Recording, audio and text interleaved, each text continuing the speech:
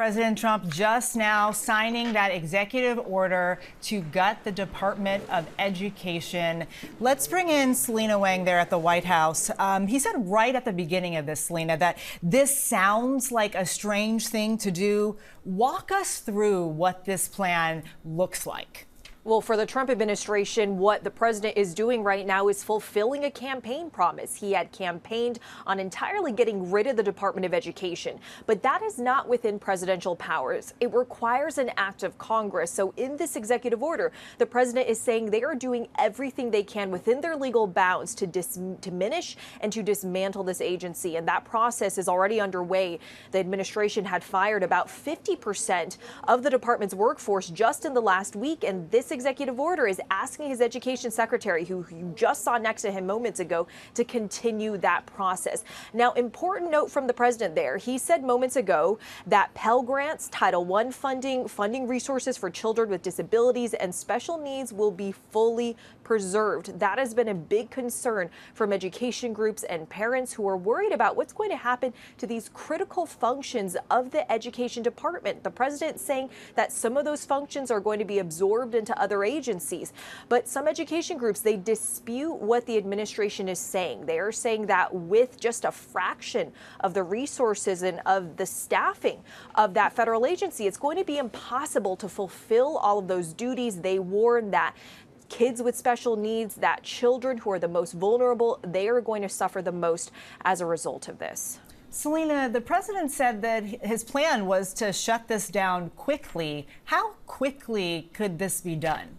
Yeah, I mean, 50% of the workforce already laid off. They want to continue to do that. They want to quickly shift these resources. But this is also going to play out in the courts. As I already mentioned, some education groups already suing the administration, and still big questions about what's going to happen, for instance, to enforcing civil rights to prevent discrimination in schools. We've been told that some key employees who work on civil rights investigations have been laid off. They say that that critical function is no longer going to be served.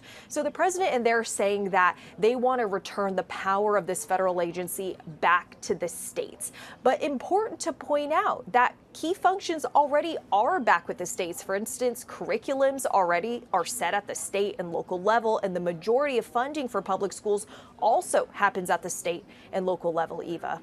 All right, Selena, let's bring in ABC News' Alex Prochet, who's there in our D.C. bureau following this as well. One of the things the president brought up and really talked about was the performance of the American education system versus education systems around the world, saying that the U.S. pays the most for the least results. What's the response to that? Well, that's a data point that's been disputed by a lot of education groups. In fact, one that particularly surveys how the U.S. performs against other countries around the globe has the U.S. In its most recent data set ranked 9th in reading, 16th in science, and 34th in math, and that's out of 80 countries, Eva. So listen, I mean, would educators say there's room for growth there? Absolutely, but they certainly wouldn't say that we're dead last across the board. But the other piece of this is that the nation's report card, which comes out annually, has shown a slide for reading and math for 4th and 8th grade students, and that is something that certainly the Trump administration and Republicans have really kind of rallied on as a data point to really kind of beat the drum on dissolving the Department of Education. Let's bring in ABC News' Christiane Cordero as well. The president has been a big proponent of school choice. How does this dismantling of the Department of Education play into all of that? The message we've heard over and over, Eva, is that he's trying to give the power back to the states. So this is really an echo of what we've seen across school districts nationwide in the past couple of years, especially, particularly since COVID, right? Families who are unhappy with curriculum, who believe that their child is being indoctrinated into certain ideologies. And that is not in charge. That is not something the federal government has authority over. Selena noted that curriculum is largely set by districts and by states. But what this does is it opens the conversation into school choice programs, which essentially boil down to a dollar amount is assigned to an individual student. And in a traditional format, that student, or that dollar amount rather, goes directly to public schools. Well, in schools that have, or districts and states that have school choice, the dollar amount the student chooses to go instead. And so that could be independent schools, charter schools, private schools, homeschooling.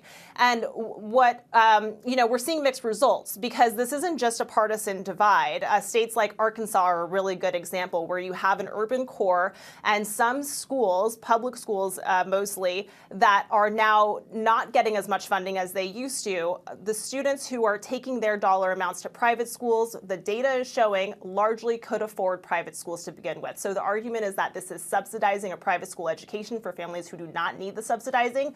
What the proponents of school choice are saying is that this is giving you, the family, the option to send your kid wherever you want to, and you have the financial support to do so. But it affects urban cores, it affects rural kids who can't get to private schools if there isn't one near them, and it potentially, and we've seen this in some states already, is hurting the public school infrastructure, the districts themselves.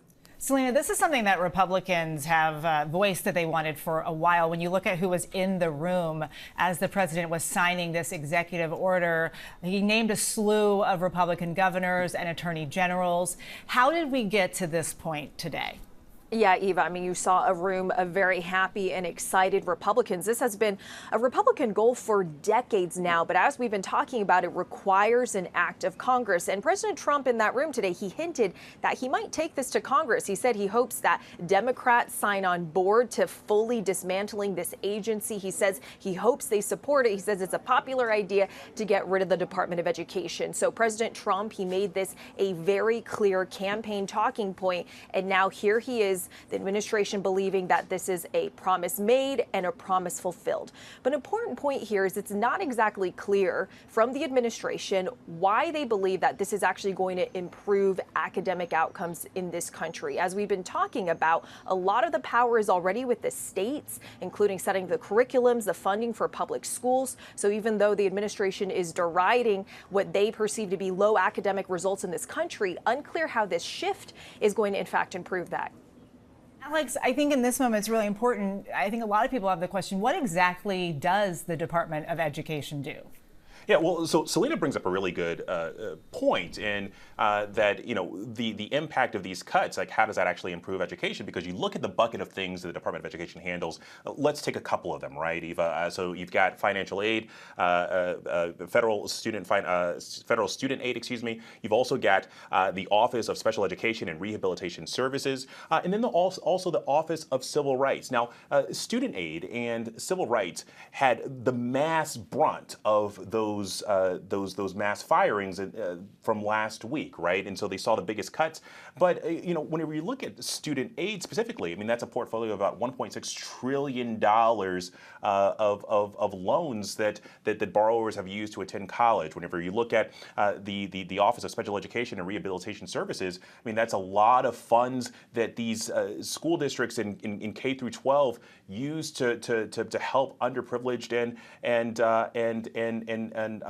students with disabilities to kind of fill in those gaps to make sure that they have a fair and equal education. And so, for a lot of those cuts, and the president has said that those responsibilities will fall to other agencies, you're not seeing any change in the curriculum or necessarily the quality of the education. And that's something that we've heard from a lot of educators in their rebuke of today's announcement.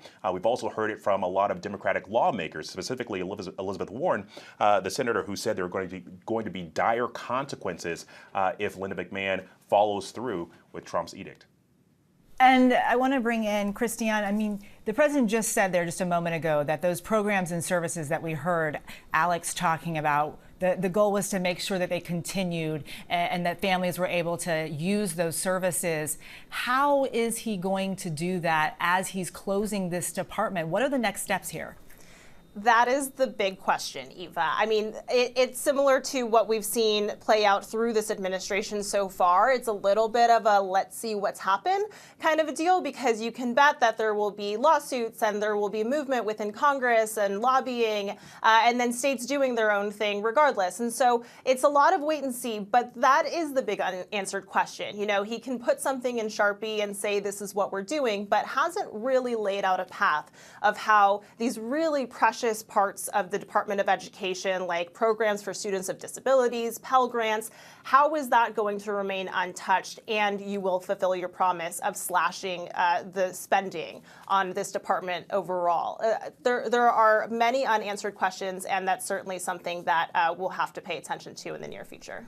And Selena, I heard you mention earlier that this was a campaign promise that the president made. Just how big a part of his agenda was making sure this happened?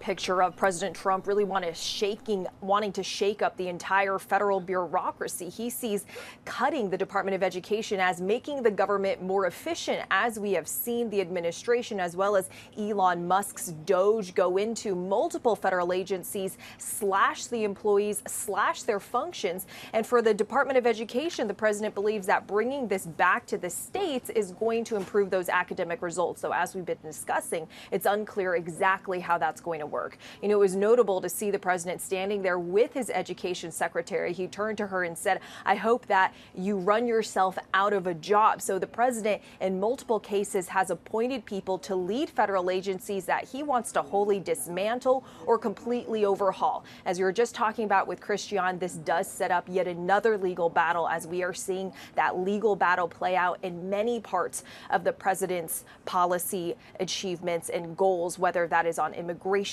or education. All of these setting up to be a very interesting legal fight. Again, the president just signing that executive order to dismantle the Department of Education. Selena, Alex, and Christian, thank you so much.